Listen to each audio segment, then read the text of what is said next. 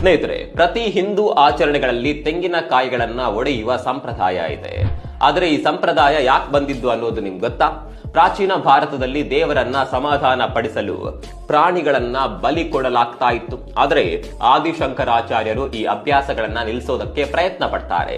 ಯಾಕಂದ್ರೆ ಈ ಸಂಪ್ರದಾಯ ಯಾವುದೇ ಆಧ್ಯಾತ್ಮಿಕ ಉದ್ದೇಶಗಳನ್ನ ಹೊಂದಿಲ್ಲ ಮತ್ತು ಈ ಅಭ್ಯಾಸಗಳೊಂದಿಗೆ ನೋವು ಮತ್ತು ಋಣಾತ್ಮಕತೆಯೂ ಇದೆ ಅಂತ ಶಂಕರಾಚಾರ್ಯರು ನಂಬಿದ್ದರು.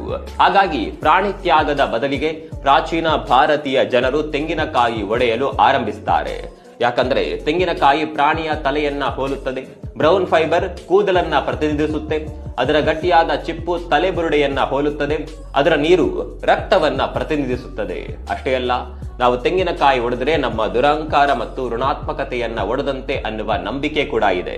ಈ ಕಾರಣಕ್ಕಾಗಿ ತೆಂಗಿನಕಾಯಿ ಒಡೆಯುವ ಸಂಪ್ರದಾಯ ಬಂದಿದೆ. ಈ ವಿಚಾರ ನಿಮಗೆ ಮೊದಲ ಬಾರಿ ಗೊತ್ತಾಗಿದ್ರೆ